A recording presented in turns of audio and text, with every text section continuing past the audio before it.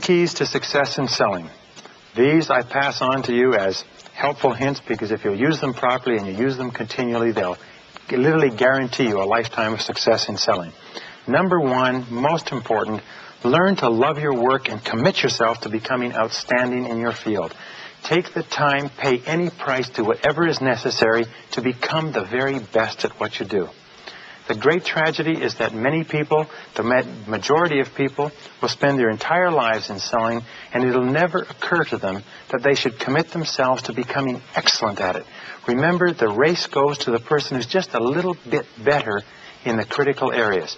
And if you'll take the time, if you'll make the efforts, if you'll really put yourself into it and learn to love what you're doing, when you become excellent, that's when you move into the big money ranks of sales professionals. There's one more important element, is that you can never really feel terrific about yourself. You can never really like yourself genuinely and accept yourself as a worthwhile person until you have become good at what you do. The reason why the vast majority of people are unhappy is because they're not good at anything. And every single human being has the ability to become good at something. So commit yourself to that, work at it, pay any price to achieve that goal. Number two, decide exactly what it is you want in life. Set it as a goal and decide the price you're going to have to pay to get it. Remember, nothing worthwhile ever comes without sacrifice. The great majority of people, less than 5%, probably less than 3%, never decide what they want in their whole lives. They spin their wheels, they work hard, they are frustrated, but they never set a goal or a target. That's why it's so important to write it down in detail. Think about it every single day. Get a clear mental picture of it and hold it in front of you. A person should be able to wake you up at 3 o'clock in the morning and say, what is your major definite goal in life? And you should be able to tell them that instant. Number three, back every goal and plan with persistent determination and indomitable willpower. Put your whole heart and soul into your success. Don't hold anything back and don't let anything stop you or discourage you.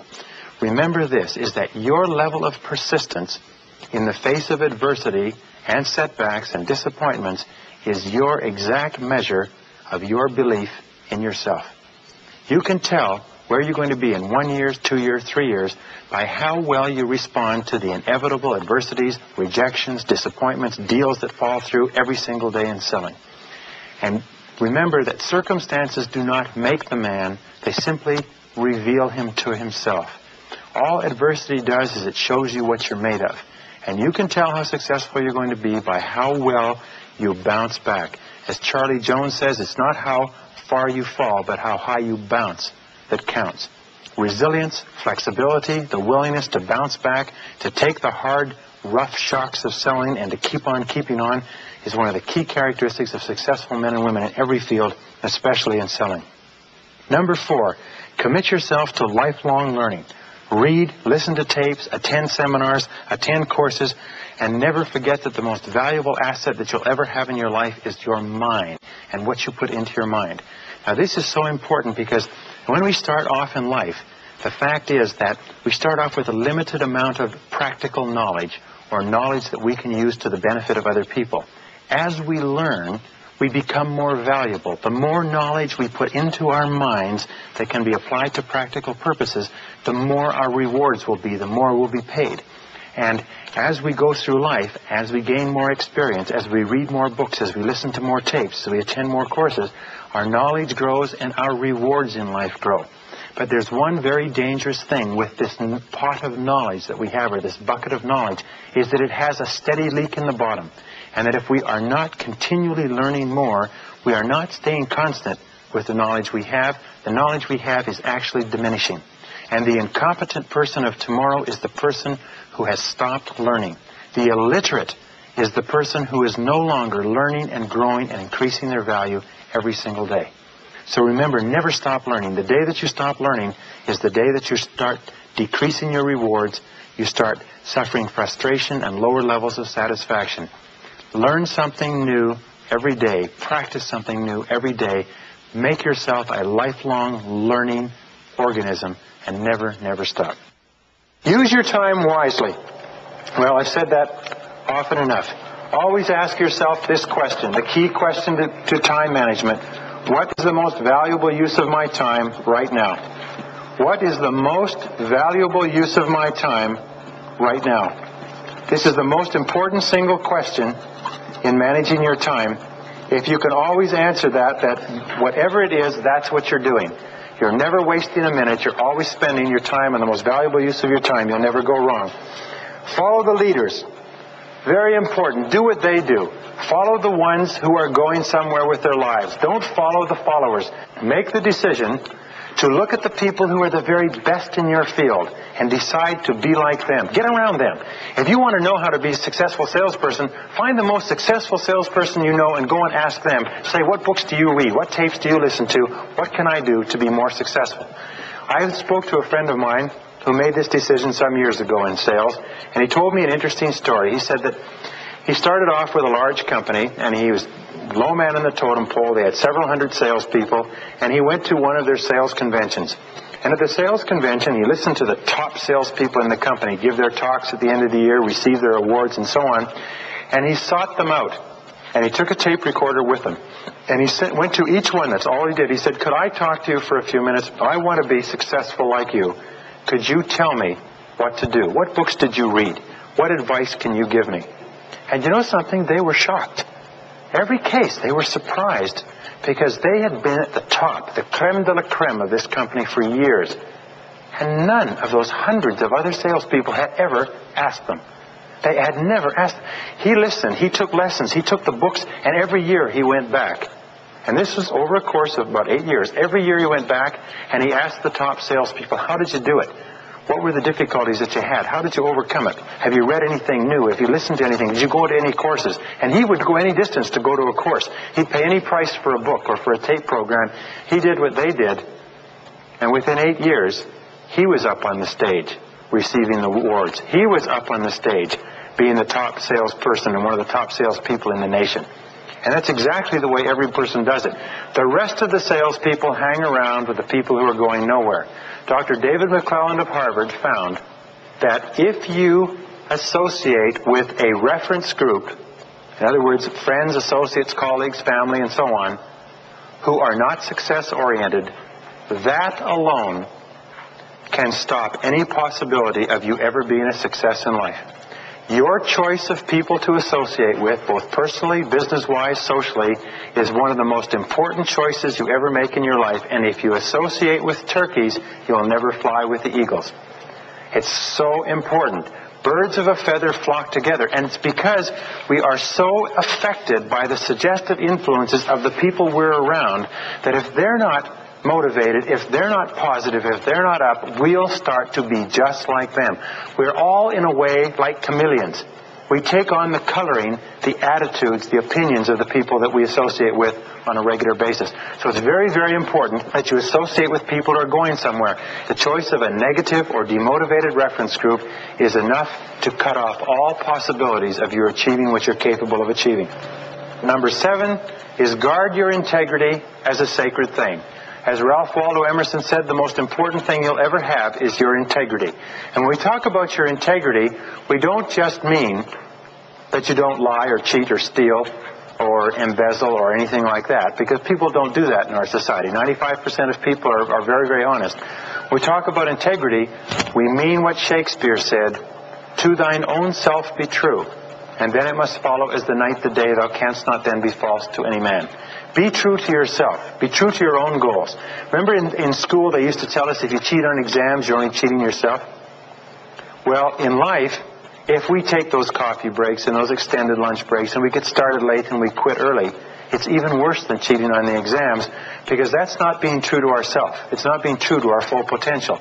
If we get up early even when nobody's looking, and if we work late even when nobody's looking, believe me, as long as you're looking, you're going to feel great about yourself. It's wonderful to work 10 or 12 hours and know you've really accomplished something. That's what makes you feel absolutely fantastic. In an interesting study they did some years ago, they found that only 2% or less of all people are capable of working without supervision. All the rest either need casual supervision or direct supervision in order to do a job. Only 2% can plan their work and work their plan. And that's why many people come into sales, and you know what? They drop out of sales and go back into a salaried job where somebody will supervise them because they just can't stand the freedom of having to be self-disciplined and self-organized. So guard your integrity as a sacred thing. Remember, in the ultimate end, you're answerable to yourself. You're answerable, as the poem says, to the man in the glass. And as long as that person looking back at you from the mirror is a sort of person that you respect and admire and look up to and is growing toward their full potential, then you'll always feel good about yourself. Use your inborn creativity. Think of yourself as a genius. Say to yourself over and over again, I'm a genius, I'm a genius, I'm a genius, I'm a genius, I'm a genius, because you are. Many people say, hey, come on now, Brian, don't oversell your case. I'm going to tell you something, that nobody disputes this seriously on the university campuses or in the research laboratories. Every single person has the ability to perform at genius levels in something. Genius levels just simply means that our sensitivity, our creativity, our awareness in certain areas, certain fields is very, very high. For some people it may be collecting stamps. For another person it may be selling. For another person it may be cooking. For another person it may be flower arranging. For another person it may be art. Everybody has the ability to do at least one thing, and sometimes more than one thing, in an outstanding fashion. What holds us back from that is the belief that we're just average, that we really don't have that ability, so what's the use in trying? Each person is a genius. Each person is born a genius and has enormous reserves of creativity deep down inside, which they can use if they stir them up and practice every day. When you see a problem or an obstacle, always look upon it as a challenge. This is just a challenge for me to apply my creative mind to removing, like a rock in the road. Treat every prospect like $1 million customer, as though they were the most important person in the world. I think it was Jesus of Nazareth who 2,000 years ago enunciated the golden rule. Treat every person as though you would like yourself to be treated. That's very, very important. Do unto others as you'd have them do unto you. If you'll always treat your customers and always treat your employers and always treat everybody around you as though they were worth $1 million, because they are. You know, we consider ourselves worth $1 million. We consider ourselves worth far more than that. If you think of how much it would cost if somebody wanted to say, look, would you sell me your heart? How much would you sell it for? Is there any price you would put on your heart? Now, we're worth an awful lot. We're worth an awful lot to ourselves. We can be worth an awful lot to the world, too. Treat every prospect well. And ask yourself this question with regard to that. I think it's a great question. What kind of a company would my company be if everybody in it was just like me? It's called the Universal Maxim by Immanuel Kant. Conduct your life, live your life as though everything that you were to do was to become a universal maxim, and everybody was going to do exactly what you did. If that was to become the rule, as though you were the emperor and everything you did was to become a universal law for everyone else in the kingdom, just think of what kind of a standard of performance we would put on ourselves. And finally, I'll leave you with this: work hard and you will succeed. Work hard, and that is from Baron de Rothschild, one of his keys to success in life, one of the richest self-made men in the history of the world. He said, work hard and you will succeed. Not work hard and you might succeed, but work hard, work smart, put your shoulder to the wheel, start early and work late, and put your time in now rather than later. Let me just leave you with one last analogy with regard to hard work, and that is this. Does anybody know how to fly an airplane? Then you can relate to this. When you get clearance for takeoff and you pull onto the strip, you get your clearance from the tower over the radio, you've done all your check, and then you aim the aircraft down the runway and you put on full throttle, full blast, and you go whipping down the runway until you hit takeoff speed. The air lifts up the wings and the plane climbs, and it climbs to its flying altitude with the throttle on full. Isn't that right? You have to do that in order to get off the ground. You have to have full throttle in order to get off the ground. But you cannot maintain full throttle once you get off the ground, can you? Because it burns up the engine, it burns up too much gasoline. So when you get to cruising altitude, you pull it back a little bit.